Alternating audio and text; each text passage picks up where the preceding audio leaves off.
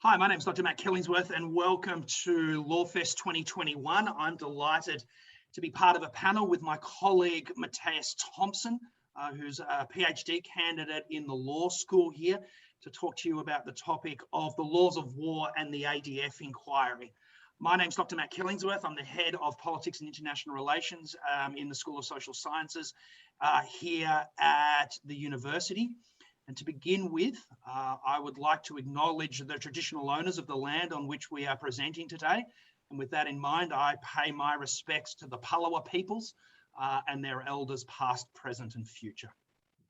So today what Matthias and I are going to do is we're going to have a bit of a conversation around what the laws of war are, what international criminal law is, because there's obviously a prosecutorial aspect to this topic. And we're going to then talk a little bit about the particulars of this ADF inquiry and the Brereton report more specifically.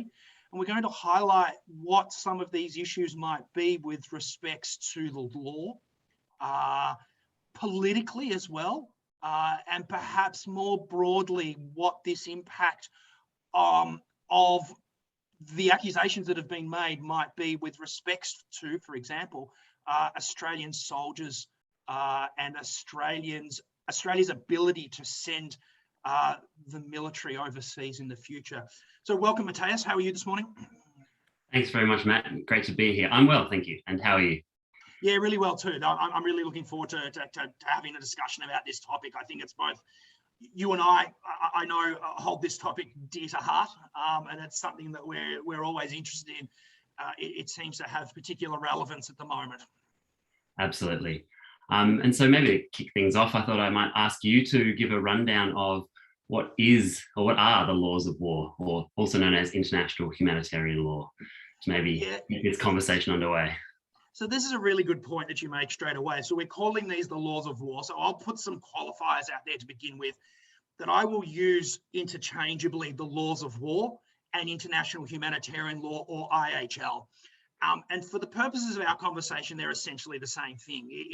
If you sort of go further on, there's a really fascinating sort of area of research about when the laws of war become IHL. But for our purposes here today, they essentially mean the same thing. You might also see them sometimes referred to the laws of armed conflict, or LOAC, as well.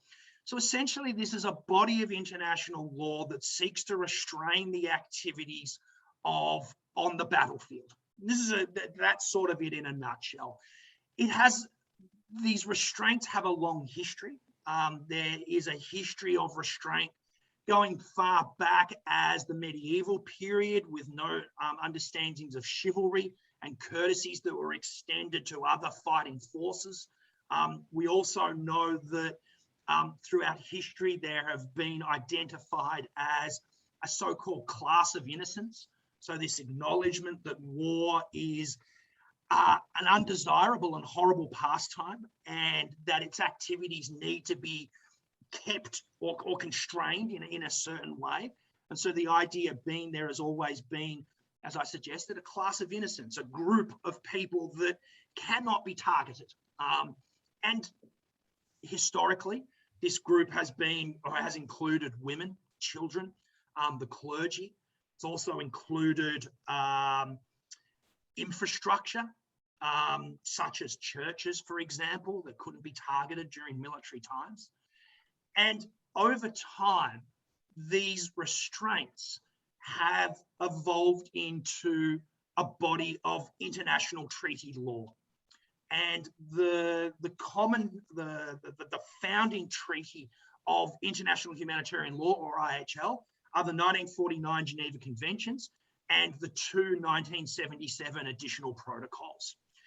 And so the laws of war exist, and this is where we can sort of very quickly talk about the sources of international humanitarian law, or the laws of war, that the way that they evolved over time has also meant that the laws of war exist in both as treaty law, but also as customary international law as well. And so the importance of that, I'll come back to in a little second. So essentially the main or the core principles of international humanitarian law is that there is 4 of them. Proportionality, discrimination, humanity, and military necessity. Discrimination, I think, is at the core of modern laws of war. It is essentially the idea that there is a certain, it distinguishes between civilians or non-combatants and combatants. And combatants are the only group that you are able to target during war. And it's a fairly binary, in theory, it's pretty straightforward. In practice, it can get pretty complicated. But for the purposes of the laws of war, there are 2 classes, again, combatants and non-combatants.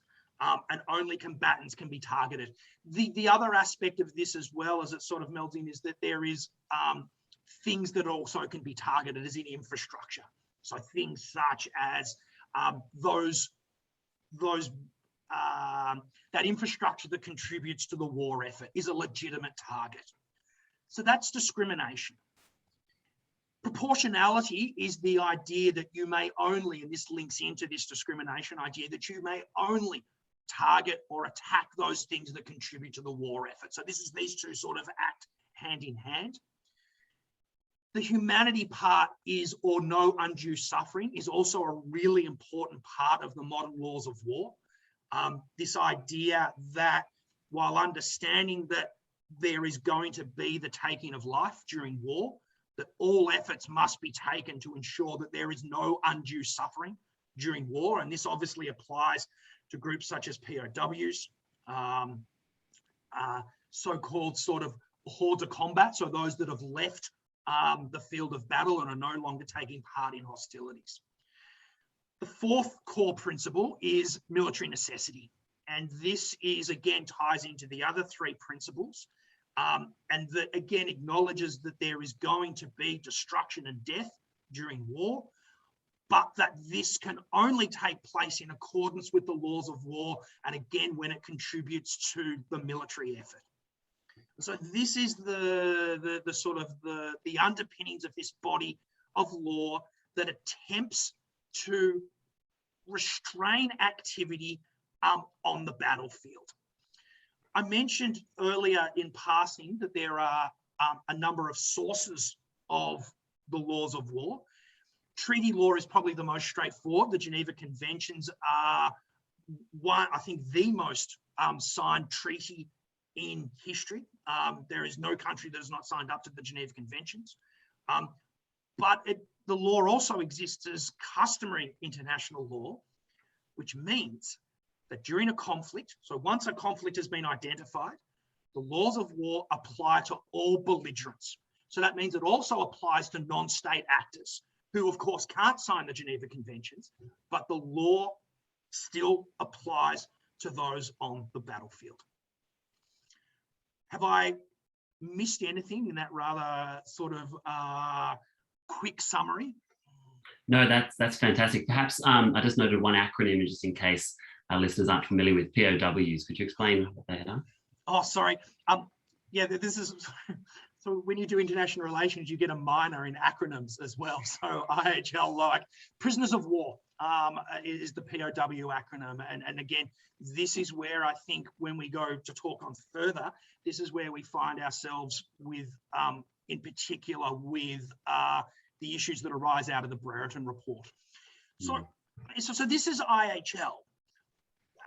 And so whenever you talk about the law, obviously, you're also going to talk about the possibilities of what happens when you violate it. So with that in mind, Mateus, did you want to give us an introduction to international criminal law, please? Yeah, absolutely. Thanks, Matt. So when we talk about international criminal law, talking about individual criminal responsibility for what we call international crimes. And our war crimes form one of the recognised international crimes, which I'll come back to. That will clearly be the focus of today's presentation. But I thought I might mention the others just quickly. The four main categories of international crimes and the ones which the International Criminal Court has jurisdiction over are war crimes, crimes against humanity, the crime of genocide, and the crime of aggression. Another international crime is piracy as well, which is not included in the ICC's statute. But we're going to focus today on war crimes. And I think before we even get into the sort of nitty-gritty jurisdictional aspects and some of the technical aspects, it's useful to ground ourselves in the background and history of war crimes. And Matt, you can also jump in on this as well, given it's part of your specialisation. But we can't go past the genesis being recognised as the post-World War II international military tribunals, which tried Nazi war criminals and Japanese war criminals in both Nuremberg and Tokyo, as well as in Australia. We had our own international or our own military tribunals here as well. There were certainly criticisms of these tribunals as victor's justice, because it was only the enemy that was prosecuted. But I think it is also worth remembering at the time there were very prominent voices that execution was to be the result of these captured personnel rather than war crimes trials. And so the fact that there were war crimes and crimes against the peace, which is what's now become known as the crime of aggression trials, was quite a significant step in this process. And they've created a serious and significant jurisprudence, which continues to be relied upon today in determining the scope of international crimes. Following the World War II tribunals, there was a hiatus in any international criminal proceedings to the international criminal tribunals in Rwanda and the former Yugoslavia. And again, these tribunals were very significant in the development of international criminal law, because they were able to really update much of the applicable law. We had the Geneva Conventions, which Matt mentioned, which were, as a treaty instrument, do not really go into the level of detail that's required for criminal prosecution, with modes of liability and applicable defences and all of the things that we would be familiar with from a domestic criminal statute. So they were able to update those treaty regulations to that level of specificity. And they also updated them to reflect sort of modern realities of conflict. So notable developments would include the fact that they were now prosecutable in non-international armed conflicts, which is a conflict occurring within a state's sovereign territory. And previously that was considered by many, not by all, but by many, to be the sovereign prerogative of that state, outside the purview of international law. And that changed quite dramatically in these international criminal tribunals in Rwanda and the former Yugoslavia. It became well accepted and is now codified in Rome statute that war crimes can occur within a state fighting a civil war, as well as a conflict between two states. And the other was the first time that successfully... Just really quickly, if you don't mind, it's also that you highlight, and I think this is worth highlighting again, the idea of individual criminal prosecution that we saw starting at Nuremberg and Tokyo and then moving through in Rwanda and Yugoslavia was also very new, because either up to that time there was collective responsibility for war crimes, or it was left to individual states to prosecute violations post-1949 of Geneva Conventions. And so Rwanda and Yugoslavia are quite noticeable break with that, in that these are institutions that exist above the state to be able to prosecute individuals for these violations of war crimes. That's absolutely right. A great point, because it really went beyond, as you say, a state responsibility to this idea that international crimes are crimes of international concern, crimes which affect the entirety of the global community, which also has jurisdictional aspects. So we see in Rwanda and the former Yugoslavia that it is an international criminal tribunal which is prosecuting these alleged crimes. So you have, it was through the auspices of the United Nations Security Council, which then was able to establish this tribunal and establish jurisdiction over these crimes occurring in other states. There are also offspins of this jurisdictional issue in that states themselves now can exercise what we call universal jurisdiction, because the crimes themselves are of concern to the international community as a whole. So you might see a state, thus far it's particularly been European states, who have custody over someone who is alleged to have committed war crimes in another country, able to prosecute that person domestically because of this notion that the crimes themselves concern the whole international community. But from those Rwanda and the former Yugoslavia, we came to the International Criminal Court, which again is a very significant moment in the development of this law. It codified many of those developments we mentioned that were taken by the ad hoc international criminal tribunals, and has a permanent statute. It currently has 129, I believe, signatories. So states which have signed up to the ICC, or the International Criminal Court's jurisdiction. And it's worth, I think, mentioning just quickly how its jurisdiction operates, because it has quite significant implications for member states and also in certain situations, non-member states. And it's something we're going to come back to when we get to discussing the focus of today's presentation. So one of the most straightforward ways in which it exercises jurisdiction is territorial jurisdiction. So a state which has signed up to the International Criminal Court, if there are any violations of international crimes, which includes war crimes, any alleged violations occurring on that territory, the ICC can exercise jurisdiction. The other form is national jurisdiction or nationality jurisdiction, so that the national of a member state is subject to ICC jurisdiction wherever he or she might happen to commit international crimes. Now, the way which has relevance for us because Australia is a signatory to the Rome Statute. That's right.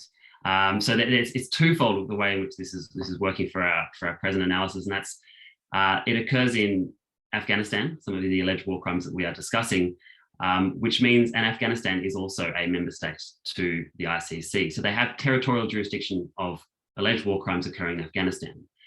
Now, interestingly, this is not the focus of today's presentation, but American CIA operatives in Afghanistan are also alleged to have committed war crimes, which led to the International Criminal Court opening up an investigation into the situation in Afghanistan. Now, the United States is not a member of the International Criminal Court, but the fact that it occurred in the territory, Afghanistan, of a member state means that the ICC can exercise jurisdiction over those individuals named in the investigation report. And how do the Americans feel about this, Matthias? Yeah, they don't like it at all. So there's been, it's a very interesting situation to follow. Of course, in particular, the Trump administration was very hostile and actually initiated sanctions against all significant ICC personnel, meaning that their assets in the US, if they had any, were frozen and they were unable to travel to the United States. I believe President Biden has reversed many of these sanctions already. Yeah, he's overturned that executive order, yes. Yeah. But they've been very hostile, and it's a whole other topic of debate, the United States relationship with the International Criminal Court. They didn't sign up, despite being the most active party in the negotiations for the establishment of the court, and they have been quite instrumental in helping to capture certain individuals against whom there's been an indictment or an arrest warrant. But despite that cooperation, at times they've also been outwardly hostile to the court. But those two are the main forms of jurisdiction, territorial and nationality jurisdiction. But it's also worth mentioning the ability of the United Nations Security Council to refer a situation to the International Criminal Court, irrespective of any of those jurisdictional aspects being present. So we saw that, for example, with Sudan, not a member state, and yet, given that the United Nations Security Council determined that situation to be a threat to international peace and security, was able to refer it to the International Criminal Court, and we saw the same thing with Libya. Okay, so that's a bit of a jurisdictional overview of the International Criminal Court and of what international crimes are. Let's focus in now on war crimes specifically. And our matters already what they are in essence, or what the rules are in essence. And war crimes is essentially the violation by an individual of those rules. So we heard already that IHL, or the laws of war, cover the prohibition of certain weapons or tactics which indiscriminately affect the civilian population. certainly the prohibition on the intentional targeting of civilians, and also the obligation to ensure humane treatment of civilians and other persons with special protections. And critically, that includes, as Matt mentioned, those people who are out of the fight or order combat, which are civilians, the wounded and sick, and persons in detention. Those people are no longer posing a military threat, and therefore it is an obligation to ensure the humane treatment of those persons. I'm going to turn back to Matt in a second now to talk specifically about the ADF War Crimes Inquiry, or the Brereton Report. But just finally, it's worth mentioning the two types of conflicts that are necessary from a prosecutorial perspective to establish war crimes. So first of all, the prosecution must prove the existence of an armed conflict. And there are two types. There's an international armed conflict, which involves a war or a conflict between two or more states. And in some cases can also be where a state is exercising overall control over a non-state group in that non-state's conflict against a state. So effectively through what we call proxy wars, often you see two states pitted against each other, but one is operating through a non-state armed group. That is also an international armed conflict. The second, and in today's world more prevalent type of conflict, is a non-international armed conflict, also known as an internal armed conflict or a civil war. This is primarily fought between a non-state group against the state. It can also be where two non-state groups are fighting against each other, sometimes where the state has dissolved, is no longer, or is a failed state, or other times where there might be multiple conflicts going on within a single state. In order to qualify as a non-international armed conflict, the violence must be sufficiently intense, and the factors which the prosecution can use to show that the violence is sufficiently intense would be the distribution of weapons, the extent of material destruction, the extent of civilian and military casualties. And finally, the non-state party must be sufficiently organized, which is usually demonstrated by some sort of hierarchical military chain of command, superior subordinate relationship, disciplinary measures, the ability to act as a single entity, despite being a non-state group, so as to sustain the conflict. Where the prosecution can prove those things, you have the existence of an armed conflict. And then so long as the alleged crimes occurred within the context of that armed conflict, you can successfully establish a war crime. Once you get through the ordinary criminal requirements, such as the fact that they had the mental state that is required, the intention elements are satisfied, and all the things that you would ordinarily associate with criminal law must also be established. But those first two things are what really differentiates a war crime from an ordinary domestic crime. All right, so quite a lot in there, but thanks for that, and Matt, that question. And I might then pass it back over to you to really tell us what the ADF inquiry is really all about. So the ADF inquiry, thanks for that, Matthias, because there's some really important points that you made in there about that we'll come back to as well, that I think raise issues with the ADF inquiry and how far up the chain of command the ADF inquiry will go, which then in turn I think has complementarity aspects for the ICC, which I'm going to ask you about in a bit as well. So the ADF inquiry that we're referring to is also known as the Brereton Report.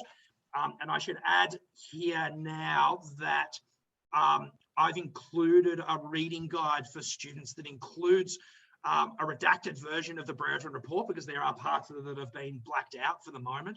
I've also included the very emotional press conference on the release of that by the Chief of the Military when he announced what the findings of the Brereton Report were.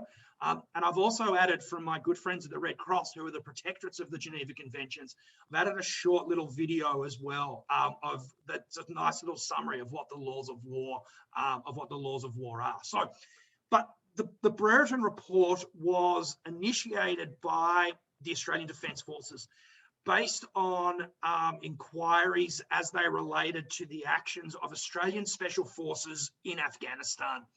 And this came from the inquiries from a New South Wales academic who reported violations of international humanitarian law by Australian Special Forces in Afghanistan. And The Brereton report reported into crimes alleged to have been committed, as I said, by Australian Special Forces operating in Afghanistan between 2005 and 2016.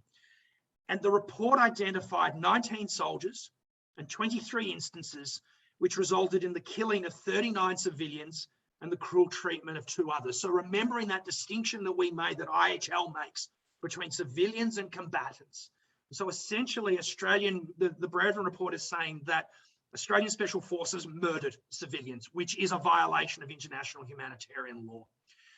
So what will happen now is the Brereton report, a special prosecutor has been established by the Australian government.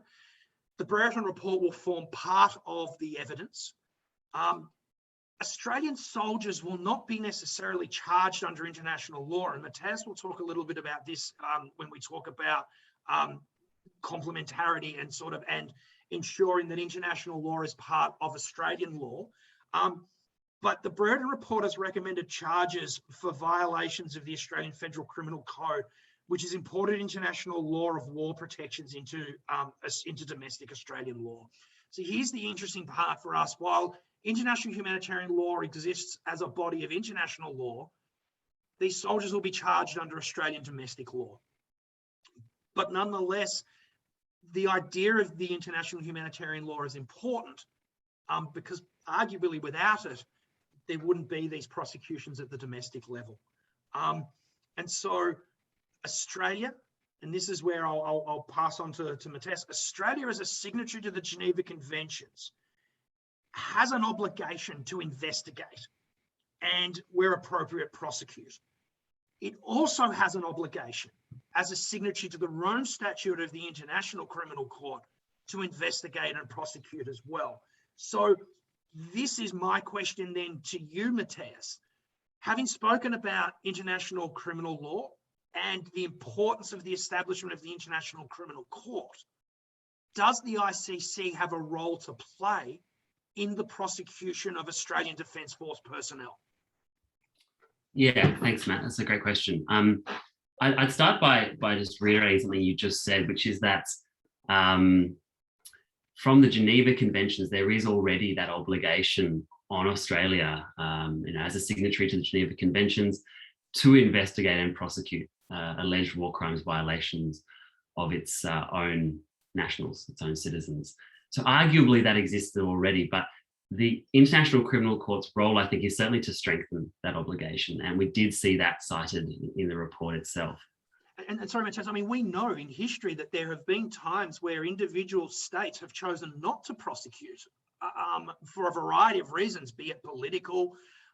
We know of many wars historically where it has been against the national interest to prosecute violations by members of the Defence Forces. Yeah, and that's a really excellent point, because the International Criminal Court's role in this kind of takes it away from the political and makes it more legal, because as a treaty regime with the obligation under the Geneva Conventions, it would really then be left to states to do something about, say, a country's failure to actually investigate and prosecute alleged war criminals. And when it's left to other states to do something, that invariably becomes a political decision. Matt could go into a lot more detail about that, but a sort of cost-benefit analysis of those states, do we actually sort of, raise a country's failure to investigate and prosecute, or is that too much of a political cost? Whereas with any role that the International Criminal Court plays, it is an independent body. So it is not necessarily nearly as political as the actions of individual or collective states. So what role does it play? Well, first of all, I'd point out the fact that there is an obligation on all member states of the Rome Statute of the International Criminal Court to implement domestic legislation which reflects the same crimes that are codified in the Rome Statute of the International Criminal Court. And Australia did this almost right away. So I believe in September 2002, we instituted the International Criminal Court Consequential Amendments Act 2002, which essentially updated the Australia's Commonwealth Criminal Code Act of 1995 to include essentially war crimes, to replicate those same war crimes and other crimes codified in the Rome Statute in Australia's domestic law. So already we can see quite a significant impact. And Matt mentioned that it will be, if it leads this far to having prosecutions of these individuals or others involved in the alleged war crimes committed by Australian Special Forces, it will be a domestic prosecution using Australia's domestic law. But already you can see the ICC's influence in that domestic law is in fact replicated from the ICC Rome Statute. And the ICC is almost sort of there as a spectre in some respects, isn't it? Because if Australia chose not to, obviously, as you explained, the idea of complementarity means that the ICC reserves the right to open its own investigation if it sees fit. Exactly, absolutely. And so this is the other role that the International Criminal Court will play in encouraging states, and this is part of its sort of founding notion, that it would be a model court that would encourage states to undertake their obligations to investigate and prosecute their own alleged war criminals. And so this doctrine of complementarity, it's outlined in Article 17 of the Rome Statute, which you can find online. And it stipulates that the ICC will only exercise jurisdiction pursuant to those measures we mentioned that they can, where the state of nationality itself is either unable or unwilling to investigate and prosecute those alleged violations of international criminal law, which include war crimes. So clearly this creates an incentive for ICC member states to investigate alleged wrongdoing of their own nationals, because if they do that in a bona fide, in a genuine manner, investigate and prosecute if necessary, it will actually preclude the ICC's jurisdiction altogether. And it's worth remembering at this point that the ICC has already opened an investigation into the situation in Afghanistan. And while at this stage, Australian Special Forces are not mentioned, and there is no particular focus on Australian Special Forces, it is entirely possible. The investigation at this stage is open-ended, so that if the ICC were to uncover credible evidence of violations, and it were to determine that the state of nationality of those alleged perpetrators was not undertaking a genuine investigation and prosecution, it could include those within its arrest warrants. So had Australia not undertaken this process and had evidence shown, which I'm sure it would have, of these alleged violations, Australians could very well be named in ICC arrest warrants. However, in the view of the Inspector General, in the Brereton report, in the ADF inquiry, it has said that the ICC does not have jurisdiction because thus far it seems that there is a genuine investigation and potential for genuine prosecution at this stage. Yeah, excellent. Good. It seems to me, though, that there are also, I think, and this sort of gets back to the point I made a little bit earlier about there hasn't always been a desire to prosecute because of the idea of fighting wars as a national undertaking. The idea, and we've already seen comments here in Australia about why special forces shouldn't be prosecuted. A, they're fighting bad guys who also probably don't follow the laws of war. As I explained, that doesn't matter. The laws of war apply to all belligerents in a conflict. That the idea here is also, and of all people, it's been uttered by Brendan Nelson, who's the director of the Australian War Memorial, in his defence of probably the most high-profile alleged war criminal, Ben Roberts-Smith, who's also a Victoria Cross recipient. And Brendan Nelson has made the argument that unless it is the most horrific of crimes, then it should just be regarded as sort of one of those things that happens as part of the fog of war. And this is where I think the laws of war are most valuable, in that it tells us that there is no such thing as the fog of war, that there is a body of law that provides restraints on activities during conflict. It is not whatever goes. We know that. And so this is really important. I think there's another aspect of why these charges might be important as well, is that Australia's war in Afghanistan has been premised on the idea of us doing the right thing. We are a just country fighting terrorists. And when and Matt, I might just make a quick point about what you said before, just before, because I'd like to ask you more about what you're about to say, which I think is these sort of broader political implications. But just on that last point you made about the fog of war issue, and the understandable desire to pay some deference to those who are fighting in a conflict where it's very difficult to maintain ordinary standards when life and death is at stake, and when there is a particular mission to achieve. And I thought it's just worth mentioning in that debate that there is still that degree of deference in certain situations where say civilians are killed, but there has been a genuine attempt to target the enemy. Indeed, and you're exactly right, Matthias. This is the balance between military necessity and discrimination that exists in the laws of war. You're exactly right. Exactly, and yet it's worth, I think, noting that for the present alleged war crimes, that this occurred when the individuals themselves were quite clearly what we call out of the fight or order combat. That it involved, from the evidence that we have thus far, persons who were in detention and were then killed. And so, yeah, respectfully, I think we'd have to sort of point out that this is not really a fog of war situation, that this is why it actually has been heralded as quite, blatant violations of IHL. Yeah, exactly. Yes. Yeah, very much so. And so then there's sort of the further sort of political aspect of this is that what does it mean for future attempts to commit Australian soldiers to overseas conflicts? The idea here that the Australian sort of image of its fighting personnel as being hard but fair, that ANZAC image that is so very important to Australia when they do commit troops overseas, has either been irreparably damaged or tarnished at the best.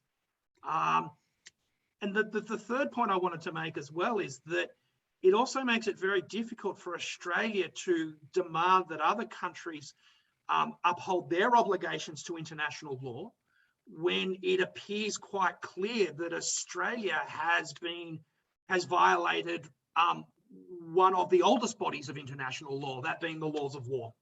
And perhaps if you could speak a little further on some of these broader political aspects, because I've read a few reports here and there which discuss the contributing factor to this culture which has led to these violations is that there was some uncertainty about Australia's role in Afghanistan. What strategic role was Australia even playing in being involved in this conflict for so long?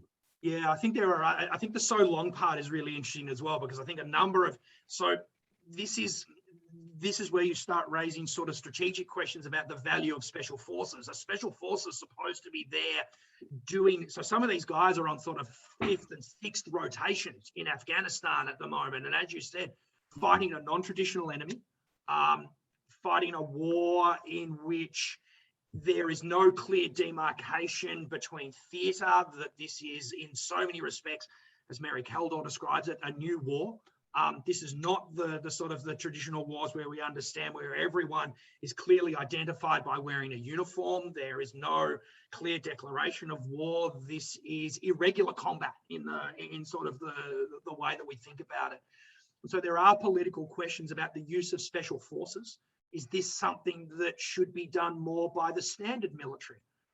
But then there are other questions about committing so many Australian troops to a war, as you identified, Matthias, that has gone on for a long time. We've seen the news this morning that after 20 years, the Taliban have retaken Kabul. So all of those efforts appear for nothing, which is a tragedy in and of itself.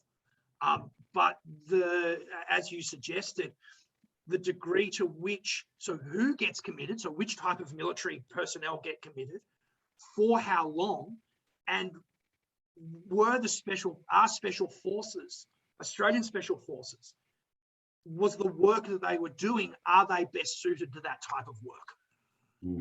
Absolutely. And perhaps, I know we're coming to an end soon, but since we are zooming out a little bit here, I thought I might ask about your thoughts on what has happened so recently. So the United States and certain allies made the decision to pull out. There was a tenuous peace deal with the Taliban that had been put in place, but we've seen quite a rapid change of circumstances since then, and the Taliban has basically been moving from their traditional strongholds in the south, taking cities in the north, and as of this morning, moved in on Kabul. What sort of implications do you see arising out of this? Big question, but what are your thoughts on this? Yeah, so you're right, the president has left. Countries are scrambling to evacuate their embassies today. It's a tragedy, and it's such a public policy disaster of $2 trillion committed, untold number of lives, devastation to Afghanistan. The tragedy of Australia not being responsible, for example, for translators and having to be sort of coerced into evacuating people that were helping their war effort, knowing full well that there would be retributions from the Taliban. My greatest fear is for women in Afghanistan who have had 20 years of relative freedoms, and knowing the impositions and the horrible restrictions that the Taliban will place on women, young women in particular. The whole thing is a tragedy, Matthias. And now also, I think there is a point in which, and we know already that Al-Qaeda is operating again in Afghanistan. We know that the Taliban has a history of providing safe haven for Al-Qaeda. So this becomes that sort of hot spot again. It has ramifications for the immediate area of Pakistan as well. So it has broader geopolitical concerns as well. It's a 20-year disaster, and Australia has played its role in that disaster. So with that, I think you've sort of noted that this is probably a good time for us to wrap up.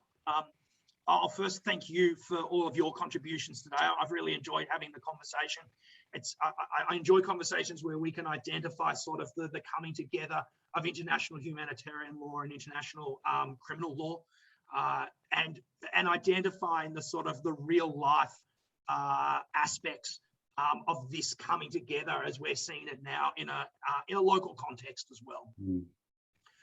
So for those that have been listening, I wish you well. I wish you well in your further studies.